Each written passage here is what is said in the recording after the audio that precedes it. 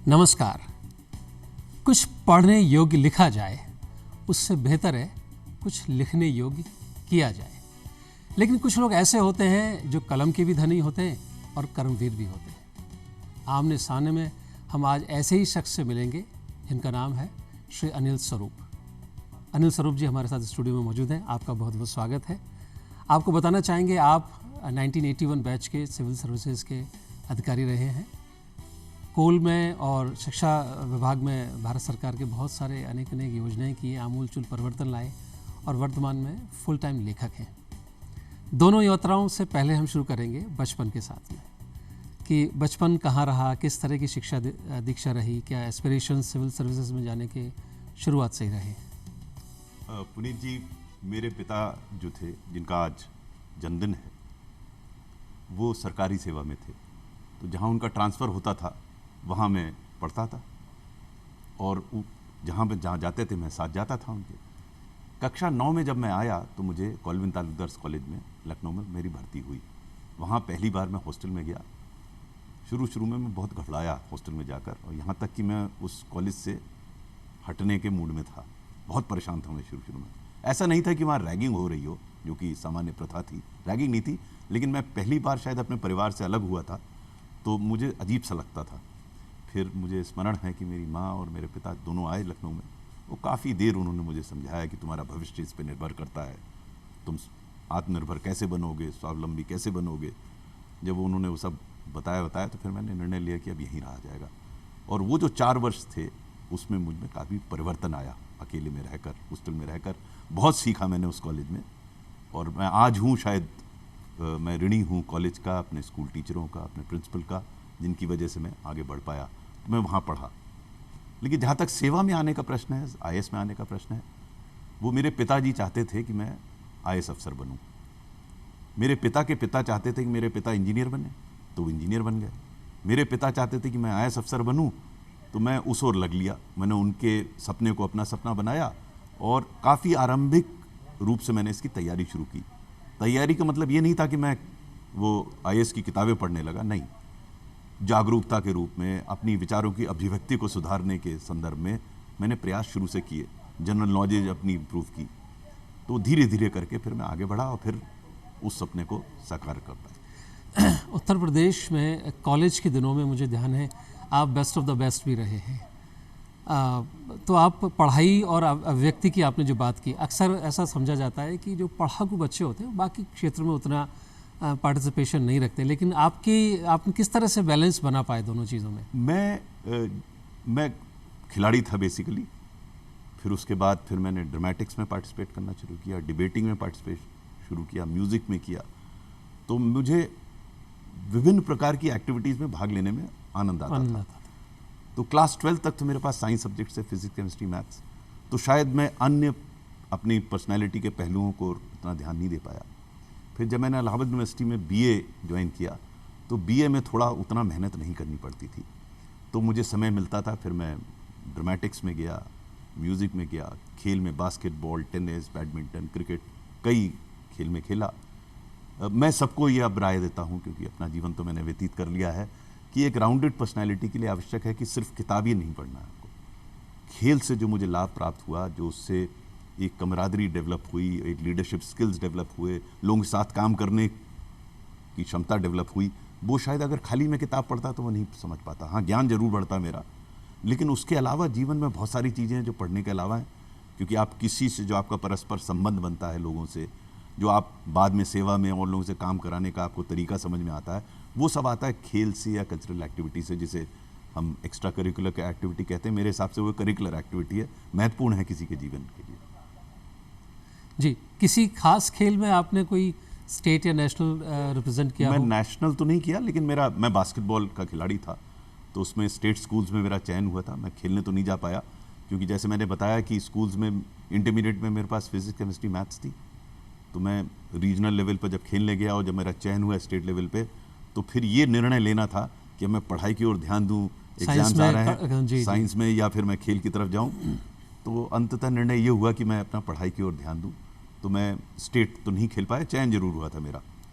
मैं टेनिस में अपने स्कूल टीम का कैप्टन था, वहाँ मैंने ट्रॉफी जीती। बाद में फिर मैंने खेला टेनिस को काफ़ी दिन, फिर कंधे में जब तकलीफ हुई तो फिर टेनिस छोड़ दिया। तो इस प्रकार से मैं सोचता हूँ जो भी एक्टिविटी मैं कर सकता था, कि मैं फिल्म बहुत देखता था, मैं किताबें बहुत पढ़ता था, मुझे ड्रामेटिक्स में इंटरेस्ट था। You lived each moment of your life. Oh, I loved it. I loved each moment of my life. I keep telling everyone कि महत्वपूर्ण बात ये नहीं कि अंततः आपका रिजल्ट क्या मिले, है महत्वपूर्ण, रिजल्ट महत्वपूर्ण है, लेकिन अगर आप हर पल को आप ठीक से जी रहे हैं, प्रफुल्लित हो के जी सकेंगे, आपको एंजॉय कर सकेंगे हर मोमेंट को, इससे बड़ा चीज़ नहीं होती जीवन में। जी, जितने भी दार्शनिक हुए हैं वो यही कहते हैं कि जीवन का उद्देश्य आनंद है, और आनंद के जो अभिप्राय हम लोग समझ लेते हैं, खासतौर से युवा आजकल जो आनंद का अभिप्राय समझते हैं, वो एक्चुअल में पूर्ण आनंद की बात वो नहीं है। उस living particular moment, whatever activity you are doing, चाहे पढ़ रहे हो, चाहे खेल कूद हो, चाहे मित्रों के साथ हो, चाहे चाय की दुकानों पर गपशप कर रहे हो, या आपसे बात कर रहे हैं या आपसे सेंस ऑफ ह्यूमर आपका मुझे पता है बहुत ज़बरदस्त है। आप कड़वी से कड़वी बात को भी सरलता से कह देते हैं और माहौल को लाइट कर देते हैं। देखिए, ये बात जो आपने, ये स्पॉन्टेनिटी है, ये स्पॉन्टेनिटी जैसा सर ने कहा कि शुरुआती जो 9वीं कक्षा के बाद बाहर जब निकलना हुआ और खुद निर्णय लेने की क्षमता विकसित की और लोगों से इंटरेक्शन कैसे करना है, वो ट्रेनिंग पूरे जीवन भर की फाउंडेशन बनी। नहीं, जैसे मैं आपको बताऊं, जब मैं अपने आरंभिक जीवन में, मैं खेलों में तब भी भाग लेता था और ड्रामेटिक्स में लेता था। कक्षा 7 तक ना तो मुझे कोई मेडल मिला, ना कोई सर्टिफिकेट मिला, ना कोई कप मिला, कुछ नहीं मिला मुझे, और मैं बड़ा फ्रस्ट्रेटेड रहता था उस समय। पढ़ाई में ठीक ठाक था, लेकिन अन्यथा मुझे कुछ नहीं मिलता था। तो मैं जब बहुत परेशान हो जाता था तो मेरी माँ मुझसे कहती थी कि तुम क्यों परेशान होते हो, तुम जो कर रहे हो उसको, इसी में मज़ा लो, और जहाँ तक रिजल्ट का है वो तुम्हें जब मिलना होगा मिल जाएगा। तो उस समय वो कहती थी कर्मण्य वादिकारस्ते माँ फलेषु कदाचन। मुझे उस समय नहीं समझ में आता था, मैं मालूम नहीं क्या कह रही है, मुझे तो कुछ मिल नहीं रहा। लेकिन धीरे धीरे जीवन में मुझे समझ में आया कि निर्णय पर, यानी कि अंततः जो रिजल्ट है उस पर मेरा कोई अख्तियार नहीं है। Wonderful. कोई अख्तियार नहीं है। मुझे अगर अख्तियार है तो इस समय का जो क्षण है उस पर, इस क्षण को अगर मैं सही तरीके से व्यतीत करूं तो अंततः शायद मुझे रिजल्ट मिले, और उसके बाद जो रिजल्ट आने शुरू हुए वो आते चले गए एक के बाद एक। लेकिन मैं शायद रिजल्ट के लिए उतना चिंतित नहीं था। चिंतित था, ये कहना गलत होगा कि मैं रिजल्ट के लिए चिंतित नहीं था, बट ऑब्सेस नहीं था मैं। फोकस आपका एक्ट पर था, प्रेजेंट पर था, एक्शन पर था, ना कि उसके एंड रिजल्ट। और उसी का मजा मैं लेने लगा, और धीरे धीरे इसमें इतना मजा आने लगा मोमेंट्स के एंजॉयमेंट में, कि शुरू में नहीं था ऐसा। शुरू में मैं कह सकता हूँ कक्षा 7-8 तक तो मैं बहुत फ्रस्ट्रेटेड रहता था। रेस में भाग लेता था तो 3rd के पीछे 4th आता था तो सर्टिफिकेट भी नहीं मिलता था, डिबेट में भाग लेता तो कुछ नहीं मिलता था। तो प्रयास तो मैं शुरू से कर रहा था, लेकिन सफलता मुझे नहीं मिल रही थी शुरू में। और तब जो शब्द मेरी माँ कहती थी, बाद में मुझे समझ में आया वो क्या कहती, वो गढ़ गए, वो आपका जीवन बन गए। जी। अब आते हैं हम पोस्ट ग्रेजुएशन की तरफ। आपने पॉलिटिकल साइंस की पढ़ाई की, और अंततः मुझे जहाँ तक जानकारी, आपने करियर में शुरुआत में इंडियन पुलिस सर्विसेज में आपने 1 वर्ष अपना बिताया, बाद में इंडियन सिविल सर्विसेज में आए। ये पोस्ट ग्रेजुएशन और बाद में IAS का चयन, ये यात्रा कैसे रही? देखिए, ऐसा था, जब मैं इंटर साइंस करके BA में आया तो जैसे मैंने बताया मेरी अभिव्यक्ति में बड़ी प्रॉब्लम थी। मैं ना तो 5 सेंटेंस ठीक से हिंदी को बोल पाता था और ना अंग्रेजी को बोल पाता था, क्योंकि पूरा फोकस फिजिक्स केमिस्ट्री मैथ पर था। तो मैंने एक निश्चित प्रयास किया अपनी अभिव्यक्ति को सुधारने के लिए, हिंदी अंग्रेजी दोनों में। और उसकी एक, अभी भी मैं जो यंगस्टर्स मुझसे मिलते हैं मैं उनको बताता हूँ कि कैसे अपने कम्युनिकेशन स्किल्स इंप्रूव करें, क्योंकि आप चाहे जितना अच्छा समझ लीजिए, जब तक आप उसकी अभिव्यक्ति कम्युनिकेट नहीं कर पाएंगे तब तक बेकार है, तब तक नॉलेज आपकी है। और आपको अगर IAS में अपीयर होना है तो आपको लिखना पड़ेगा, उसका दिन इंटरव्यू में बोलना पड़ेगा, तो आपको अपने कम्युनिकेशन स्किल्स इंप्रूव करने हैं। तो धीरे धीरे मेरा इंप्रूव होने लगा और मैं अच्छा रीजनेबल डिबेटर बन गया। मुझे IIT कानपुर में स्मरण है, उनका नेशनल कॉम्पिटिशन कल्चरल फेस्टिवल था, तो मैं डिबेटिंग के लिए गया अपनी यूनिवर्सिटी की तरफ से, और मुझे वहाँ डिबेट में पार्टिसिपेट करना था। डिबेट से एक दिन पहले म्यूज़िक कॉम्पिटिशन था, तो मैंने सोचा मैं अच्छा गा लेता हूँ, तो मैंने कहा म्यूज़िक कॉम्पिटिशन भाग ले। मैंने तैयारी नहीं की थी कुछ उसके लिए। तो मैं जब म्यूज़िक कॉम्पिटिशन में गया वहाँ पर, तो मैंने गाना शुरू किया और गलत सुर पकड़ लिया। 10 सेकंड के अंदर 1000 बच्चों ने मुझे बू करके निकाल दिया वहाँ से। और मेरी मानसिकता आप कोई सोच नहीं सकता ऐसे। बाहर निकल के आया तो मैंने सोचा अगले दिन मैं भाग नहीं लूँगा डिबेटिंग में। तो मेरे एक सीनियर थे, उन्होंने मुझे पेप टॉक दिया। उन्होंने कहा भाई वो तो बीत गया, और तुम उसमें बिना तैयारी के गए थे। जिसके लिए तैयारी करके आए हो उस पर तुम जा नहीं रहे हो, जहाँ ना तैयारी करके आए थे उसकी वजह से परेशान हो। तो परेशान होने से क्या फ़ायदा। तो काफ़ी जब चर्चा हुई तो मैं तैयार हो गया अगले दिन डिबेट के लिए। जैसे ही मेरा नाम अनाउंस किया उन्होंने अनिल स्वरूप डिबेट के लिए, सब चीखने लगे, गायक आ गया, वो समझे वही आ गया, फिर सुर छेड़ने गलत। खैर तब तक मैं अपनी I had overcome my fears. मैं जाके वहाँ पे मैंने डिबेट किया, बोला और फर्स्ट प्राइज़ मुझे मिला। बड़ा कॉन्फिडेंस मिला उससे मुझे। मैं इसलिए बात बता रहा हूँ कि अक्सर मैं यंगस्टर्स को कहता हूँ कि हर आदमी गलती करता है, हर आदमी के जीवन में फेलियर्स होते हैं। अंततः सफल वही होता है जो अपनी मिस्टेक से सीखता है, अपने फेलियर से सीखता है। अभी तक कोई मुझे ऐसा व्यक्ति नहीं मिला अपने जीवन में, और बड़े से बड़े व्यक्ति के साथ मैंने संपर्क में आया हूँ, हर का कभी ना कभी फेलियर हुआ है, हर का कभी कभी मिस्टेक हुआ है, लेकिन उन सब लोगों ने अपनी मिस्टेक्स और फेलियर से सीखा। फिर जब मैं पुलिस में आया तो मैं खुश था ना मेरे पिता खुश थे, क्योंकि हम दोनों मैं चाहता था मैं आईएएस में आऊँ, और क्योंकि मेरा इंटरव्यू ठीक नहीं हुआ था इस वजह से मैं कदाचित आईएएस में नहीं आ सका। जिस दिन रिजल्ट निकला उसी दिन मैंने अपनी टेबल लगाई और पढ़ना शुरू किया, और जो गलतियां की थी उनको मैंने सूचीबद्ध किया, और अगले वर्ष प्रयास किया कि उन गलतियों को मैं सुधारा। ऊपर वाले की अनुकंपा थी, ईश्वर की, और मैं आईएएस में आ गया। लेकिन आपने अभी जो बात कही थी कि सुर बिगड़े हुए थे उस समय, लेकिन मुझे अब जानकारी है कि आपके सुर अब पूरे तरह से तो आपसे रिक्वेस्ट करूंगा कि कुछ एक लाइन जो आपके जो मन के करीब हो वो गाना अगर आप हमारे दर्शकों के लिए गा सके। मैं मजाक में अक्सर कहता हूं कि हम लोग सिविल सेवा में, अंग्रेजी में एक फ्रेज है, यू फेस म्यूजिक। तो मैंने सोचा कि why should I face music, I should compose my own music. Wonderful. तो मैंने फिर थोड़ा कविता और म्यूजिक करना शुरू किया। 2-3 पंक्तियां हैं, क्योंकि आप कह रहे हैं तो मैं बताता हूं। कभी कभी मैं जीवन में मैं भी हताश हो जाता था, तो अपने आप को प्रेरित करने के लिए मैंने कुछ पंक्तियां लिखी। आज भी मैं कभी कभी उनको पढ़ता हूं। मैंने अपनी पुस्तक में भी उसे लिखा है। समय रुका नहीं, हम क्यों ठहर गए, अभी तो हम चले ही नहीं, फिर क्यों थक गए। वाह, सुर और शब्द दोनों ही आत्मा को छूने वाले हैं अनिल जी। मतलब मुझे लग नहीं रहा है कि अभी आप जो बात जिस तरह गाया, और उस वक्त आईआईटी कानपुर में आपने जो परफॉर्म किया और आप हूट हो गए थे, ऐसा देख के लगता नहीं। लेकिन ये बात सीखने योग्य है कि करेज का अर्थ एब्सेंस ऑफ फियर नहीं है, करेज का अर्थ है how you overcome your fear. और आपने एक दिन पहले हूट हुए और अगले दिन फिर आपने सबका दिल भी जीता, और डिबेट जो आपका फोर्टे था उसमें आपने परचम लहराया। अब हम निजी जीवन की तरफ बढ़ते हैं।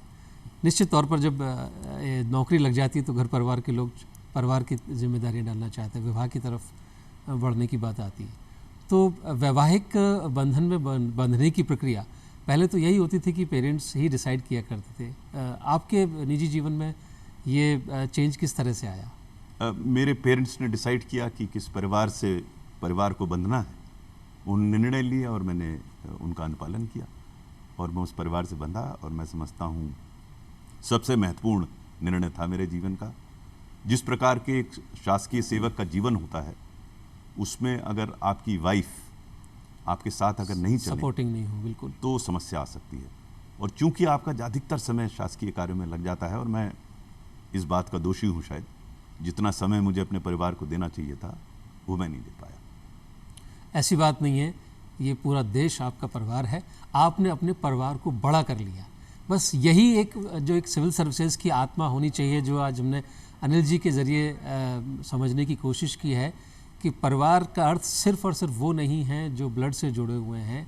हर देश का नागरिक जो आपके पास अपनी समस्या को लेके आता है, या आपके प्रयास, आपके डिसीजंस किसी भी व्यक्ति के जीवन को अफेक्ट कर सकते हैं, वो आपका परिवार है।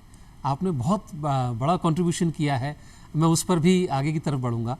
लेकिन पहले परिवार की बात को रखते हुए निश्चित तौर पर हम दूरदर्शन के मंच से आपकी बात को साधते हुए करते हैं कि मैम आपके हम ऋणी हैं, पूरा देश ऋणी है कि आपने सर को ये लिबर्टी दी कि वो पूरे देश के लिए अपना बहुमूल्य समय दे सके, और आपने घर परिवार को संभाला। तो निश्चित तौर पर मैम ने फिर इस जिम्मेदारी को संभाला होगा, जो फैमिली की जो रिस्पॉन्सिबिलिटीज़ है, बच्चों की जिम्मेदारियाँ, वो किस तरह से जी मेरे एक डॉटर है अदिति और सन है अपूर्व। बचपन में मैं शायद उनको उतना समय नहीं दे पाया, तो पथरी देती थी उस समय, और वो ही उनकी देखभाल करती थी। मुझे स्मरण है, मैं डिस्ट्रिक्ट मैजिस्ट्रेट लखीमपुर खीरी था, उन दिनों राम जन्मभूमि का प्रकरण चल रहा था, तो बहुत ज़्यादा व्यस्त रहती थी, रातों को थाने में सोना पड़ता था। तो मेरे पुत्र से किसी ने पूछा, उस समय वो 2 साल का रहा होगा, किसी ने पूछा कि तुम्हारे नाना कहाँ रहते हैं, तो वो इलाहाबाद में रहते थे। तो उस समय छोटा था तो ला ठीक से नहीं बोल पाता था, तो उसने आबाद में रहते हैं। और पूछा तुम्हारी नाना नानी कहाँ रहते हैं, उन्होंने कहा भाई अखनऊ, वो लखनऊ नहीं बोल पाता था, अखनऊ। तो तीसरा प्रश्न किया तुम्हारे पापा कहाँ रहते हैं, उसने कहा ऑफिस में, स्ट्रेट फेस से। तो वो समझता था मैं ऑफिस में रहता हूँ, कभी आ जाता हूँ घर पे। तो बच्चों का अपना एक, वो तो निश्चल होते हैं, निश्चल होते हैं, स्ट्रेट होते हैं। तो शायद अब मैं उसे गलती तो नहीं कह सकता था, मैं अपना काम कर रहा था, लेकिन शायद मुझे थोड़ा समय देना चाहिए था उन लोगों को। जी, आपकी बात को जोड़ते कहूँगा, मुंबई में एक मेरे मित्र हैं जो अक्सर व्यस्त रहते हैं, बहुत ट्रैवल करते हैं, 16-16 घंटे काम करते हैं, अंतर्राष्ट्रीय उड़ानों पर रहते हैं। तो एक दिन मैंने पूछा, और भाई बच्चे कितने बड़े हो गए? तो उन्होंने कहा इतने बड़े हो गए। तो मैंने कहा इतने बड़े कैसे बच्चे, ऐसे हाइट तो ऐसे होती है। बोले मैं सुबह जब निकलता हूँ फ्लाइट जाने के लिए, ऑफिस के लिए, तो जल्दी निकलना होता है तो भी सोते हुए देखता हूँ, रात को जब घर आता हूँ तो भी सोते हुए देखता हूँ। तो मेरा पैरामीटर ये है कि बच्चे इतने बड़े हो गए। तो बच्चों की अभी शिक्षा दीक्षा और नौकरी सब जी, सब सेटल्ड हैं। दोनों बच्चे मेरे 2 ग्रैंड डॉटर्स हैं, ट्विन ग्रैंड डॉटर्स हैं, डॉटर से they are my life. Then I have a grandson, recently ही वाज बोर्न, जो हमारे सन का पुत्र है अव्यय, और मेरी ग्रैंड डॉटर्स हैं द्वितीय और श्रिषा। अब मैं कोशिश करता हूं जो मैं अपने बच्चों के साथ नहीं कर पाया वो अपने ग्रैंड चिल्ड्रन के साथ समय बिताऊं, और मेरा सबसे अच्छा टाइम वही होता है जब मैं उनके साथ व्यतीत करता हूं। जी, अब हम आते हैं वापस ऑफिस की तरफ, परिवार से ऑफिस की तरफ आते हैं कि किस तरह के चैलेंजेस आपको फेस करने के पड़े, या किस तरह की दिक्कत आई। निश्चित तौर पर ऐसी पद पर होना जहां आप जनता को, सरकार को, दोनों के बीच एक साम्य स्थापित करने की कोशिश करते हैं, और आपका इंटेंट ये होता है कि भला हो, अच्छा हो, किसी न किसी सूरत में। हो सकता है टेम्परेरी कोई हार्श डिसीजन भी लेना पड़ता होगा। इस तरह के जो संस्मरणों में से कोई चुनिंदा अगर आप बात बताना देखिए, शुरू में जब मैंने सेवा ज्वाइन की तो मुझे कुछ गलत फहमियाँ थी, कई लोगों को होती है, मुझे भी थी। मुझे गलत फहमी ये थी कि इस देश में जितना गड़बड़ हो रहा है वो सब नेता कर रहे हैं। ये कई लोगों को है गलत फहमी। कुछ लोग कहते हैं अधिकारी गड़बड़ी कर रहे हैं, नेता गड़बड़ी, ये एक जनरल मेरे दिमाग में भी था। जी। जब कोई नेता मिलने आता था मेरे पास तो मैं प्रेजुडिस हो जाता था नेता। धीरे धीरे करके मुझे समझ में आया कि नेता भी इसी समाज से आए हैं, उनकी अपनी सीमाएं हैं। क्या हम इन्हीं नेता से अच्छी बात नहीं कर सकते या काम नहीं करा सकते? वो करते भी हैं अच्छा। धीरे धीरे करके फिर मेरे अनुभव में ऐसे मैंने नेताओं के साथ काम किया जिनका मैं तारीफ उतनी कर ही नहीं सकता जितने, जैसे कल्याण सिंह जी के साथ मैं रहा। मैं समझता हूँ बहुत ही उनका कद बहुत बड़ा था, उनके साथ मैंने काम किया। फिर आगे मुझे सौभाग्य प्राप्त हुआ काम करने का मल्लिकार्जुन खड़गे जी से। अब ये देखिए, अलग अलग पार्टियों के लोग हैं, लेकिन इतने इंडिविजुअल पर्सन, बढ़िया। फिर प्रकाश जावड़ेकर जी के साथ काम करने का मौका मिला। फिर मैंने नरेंद्र मोदी जी को देखा। तो जब मैंने इन लोगों को देखा, मैंने कहा ये तो हर जगह समाज में कुछ अच्छे होते हैं, कुछ खराब होते हैं, लेकिन ये तो बड़े अच्छे नेता हैं। तो धीरे धीरे करके मुझे समझ में आया कि किसी अन्य व्यक्ति को, चाहे वो नेता क्यों ना, दोषारोपित करना ठीक नहीं है। जो है वो है। मैं अपने आप को क्या परिवर्तित कर सकता हूं? क्यों शुरू में मेरे ये था कि उम्र भर यही भूल करता रहा, गालिब धूल चेहरे पे थी, आईना मलता रहा, मैं आईना ही मलता रहता था। फिर धीरे धीरे मुझे समझ में आया कि मैं उनका तो कुछ नहीं कर सकता, मैं अपनी खुद ही बुलंद करूं। जैसा मैंने अपनी पुस्तक में अंत में लिखा है, खुद ही को कर बुलंद इतना कि हर तकदीर से पहले खुदा बंदे से कुछ पूछे बता तेरी रजा क्या है। तो अपना व्यक्तित्व अगर आप बड़ा कर लेंगे और सुधार लेंगे तो शायद काम करने में कठिनाई ना हो। तो कई चैलेंजेस आए शुरू से ही, एक के बाद एक चैलेंज। जो मैंने पुस्तक लिखी है ethical dilemmas of a civil servant, उसमें मैंने 70 से ज़्यादा ऐसे प्रकरण किए हैं जहाँ चैलेंजिंग काम आए मेरे पास। जब मैं कोल सचिव बना तो मुझे ज़्यादा कोयले के बारे में नहीं पता था। तो मैंने अपने मित्र को फ़ोन किया, यार ये बताओ कोयला सेक्टर कैसा है? उसने कहा गैंग्स ऑफ वासेपुर देखी है क्या? उत्तर मिल गया मुझे कैसी संस्था थी। फिर उसमें मेरी बड़ी बढ़िया टीम थी। इतनी अच्छी टीम मिल जाए तो हम कोई समस्या दूर कर दें। तो उस टीम के साथ बैठकर हमने उन समस्याओं का समाधान किया, लेकिन शुरुआत कठिन थी। मुझे याद है जब मैं सचिव कोयले के कक्ष में घुसा तो मुझे ऐसा लगा जैसे मैं किसी शमशान घाट में जा रहा हूँ। सीबीआई ऑफिसर्स के पीछे थी, फाइलों के पीछे थी। लेकिन उस टीम के माध्यम से मेरे 2 संयुक्त सचिव थे। उसमें एक संयुक्त सचिव इस समय भारत सरकार के गृह सचिव है, दूसरे संयुक्त सचिव इस समय एडिशनल चीफ सेक्रेटरी हैं जम्मू एंड कश्मीर में। तो हम मजाक में उस समय कहते थे, कोयला सचिव जब मैं था, इतनी पॉजिटिव एनर्जी थी कमरे में कि हमें कश्मीर समस्या दे दीजिए तो उसका भी समाधान कर देंगे। मैं मजाक में कहता था आज वो 2 अधिकारी कश्मीर की समस्या में लगे हुए हैं सुधार में। तो कई चैलेंजेस आए हमारे पास, एक के बाद एक के बाद एक, लेकिन धीरे धीरे उन चैलेंजेस में मज़ा आने लगा। वो मज़ा इसलिए आने लगा, मैंने अपनी थोड़ी विचारधारा को परिवर्तित किया कि जो है वो है, समस्या तो है ही और जीवन में समस्या आएंगी। अब प्रश्न यह है कि हम उस समस्या का अंग बन जाएं, should I become a part of the problem, या हम उसके समाधान का प्रयास करें। और थोड़ा बहुत समाधान होने लगेगा, उसी से हम संतुष्टि प्राप्त करते थे और धीरे धीरे बड़ी समस्याओं का समाधान होने लगा।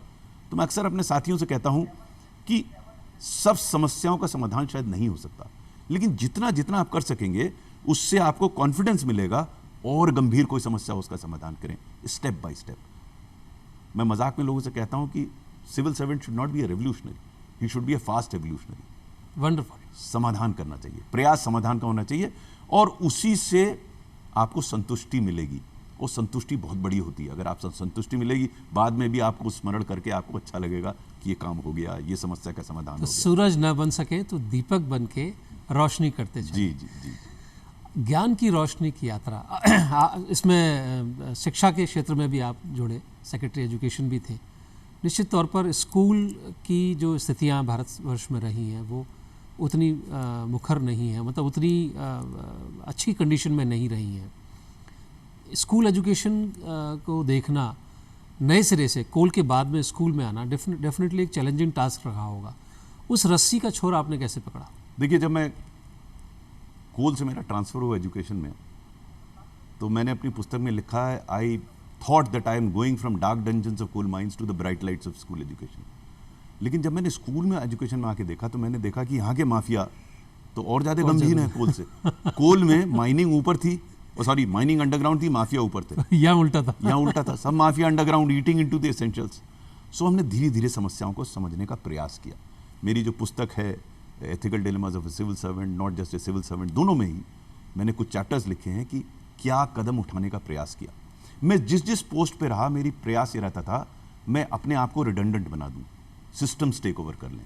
लेकिन एजुकेशन में ऐसा करना बहुत कठिन। मुझे करीब 20 महीने मिले और यही एक ऐसा पद था पूरे अपने 38 साल के कार्यकाल में जहां मैं समझता था अगर थोड़ा और समय मिल जाता तो अच्छा रहता, क्योंकि समस्याएं बहुत ज़्यादा गंभीर हैं। मेरे विचार से इस पूरी समस्या में टीचर एक पिवटल रोल प्ले करता है। इस देश में बड़ा अच्छे अच्छे टीचर्स हैं, लेकिन समस्या भी वही है। अगर हम टीचर से संबंधित समस्याओं का समाधान कर लें तो शायद शिक्षा में सुधार हो सकता है। यानी हर्ष का विषय यह है कि जो नई शिक्षा नीति आई है उसमें टीचर पर विशेष बल दिया गया है और मैं आशा कर सकता हूं कि अगर उस ओर हम चलेंगे तो स्कूली शिक्षा की समस्याओं का समाधान हो सकेगा। आपने मुझे एक अगले प्रोग्राम के लिए टॉपिक दे दिया। निश्चित तौर पे अगले बार जब मैं आपको रिक्वेस्ट करूंगा आने के लिए, इस विषय पर विस्तृत चर्चा करेंगे। लेकिन अब आपने सिविल सर्वेंट से कलम थामी, तो ये अनायास था या एक आपने पहले से सोच रखा था कि शासकीय सेवा से निवृत्त होने के बाद मुझे ये काम शुरू करना है? देखिए, मैं जब सेवा काल में था तो मेरी बहुत ज़्यादा इच्छाएं नहीं थी, डिज़ायर्स नहीं थे।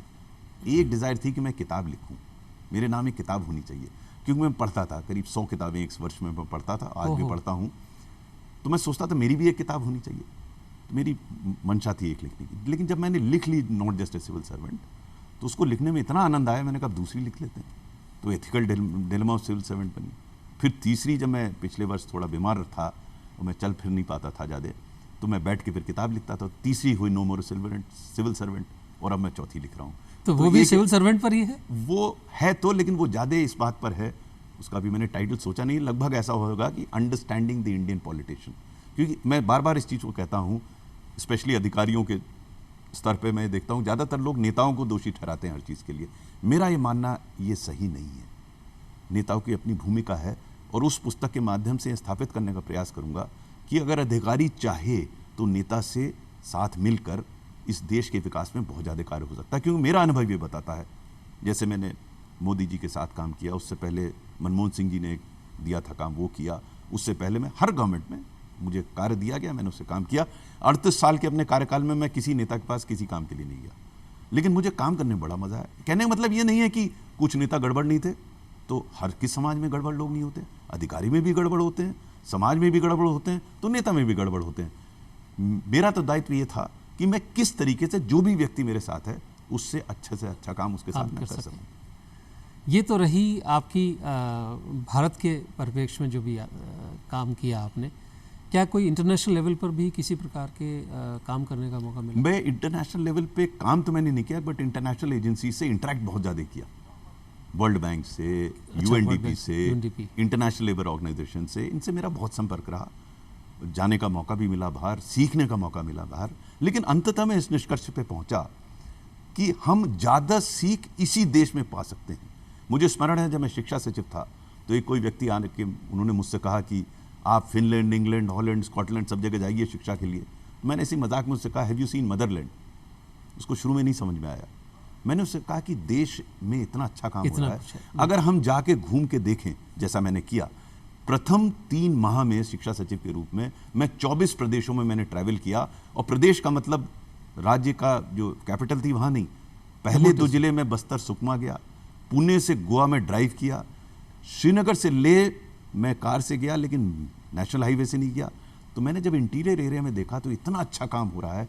उसी का आधार पर जब मैं रिटायर हुआ तो मैंने एक व्यवस्था शुरू की, इंस्टीट्यूशन स्टैब्लिश किया, nexus of good. Nexus of good का उद्देश्य यह है कि हम सामान्य रूप से हमें मसाला पसंद है, सब नेगेटिविटी, लेकिन मैं समझता हूँ समाज में अच्छा काम भी बहुत हो रहा है। तो क्या हम उस अच्छे काम को देख सकते हैं? क्या हम अच्छे काम को समझ सकते हैं? क्या उस अच्छे काम की हम प्रशंसा क्यों नहीं करते? हम मुक्त कंठ से बुराई करते हैं, हम मुक्त कंठ से तारीफ क्यों नहीं करते? क्या हम उसको समझ के उसको रेप्लिकेट स्केल क्यों नहीं कर सकते? तो अब मैं जो अभियान चला रहा हूँ, ये चला रहा हूँ कि हमारे आसपास जो अच्छा काम हो रहा है उसको हम देखें, उससे प्रेरित हों और लोगों को समझाएं कि अच्छा काम हो सकता है, क्योंकि अच्छा काम हो रहा है और जिससे अच्छाई बढ़े। मैं अक्सर कहता हूं कि if all the rascals and ruffians of the world can come together and make life difficult for us, why can't good people come together and make life good for everyone? So ये है essence nexus of good का, तो मैं करने का प्रयास कर रहा हूं आजकल। तो जोत से जोत जल सकती है। मैंने बचपन में एक कहानी सुनी थी कि एक खराब सेब की संगत में रहने से बाकी के अच्छे सेब खराब हो जाते हैं। तो मैं बचपन में सोचता था कि उन अच्छे सेबों ने एक खराब सेब को ठीक क्यों नहीं किया। तो बुराई निश्चित तौर पर हमेशा ज़्यादा इंटेंस होती है, तेज़ी से फैलती है और उसके परिणाम ज़्यादा गंभीर होते हैं। लेकिन आपने जो अपने जीवन की यात्रा के साथ जो संस्मरण हमारे साथ साझा किए हैं, मैं कह सकता हूं कि अच्छाई की एक रोशनी एक बड़े अंधकार को दूर कर सकती है। आप अनिल स्वरूप जी हमारे साथ स्टूडियो में आप आए, आपने ढेर सारी चर्चाएं की और अभी भी मेरा मन भरा नहीं है। अभी लग रहा है कि अभी कुछ इंटेंस चीज़ें अभी निकल नहीं पाई हैं, लेकिन आज समय की लिमिटेशन है। आज के लिए बस इतना ही, और अगली बार के निमंत्रण देते हुए आपसे विदा लेते हैं कि आप जब भी जयपुर प्रदेश में आएँ या राजस्थान पधारें तो एक बार दूरदर्शन आए, आपसे फिर कुछ नई जानकारी लेंगे और आने वाली किताब के बारे में और नेक्सस ऑफ गुड की भी कुछ और कहानियाँ सुनेंगे। और आज के लिए बस इतना ही, धन्यवाद देते हुए लेते हैं विदा। नमस्कार।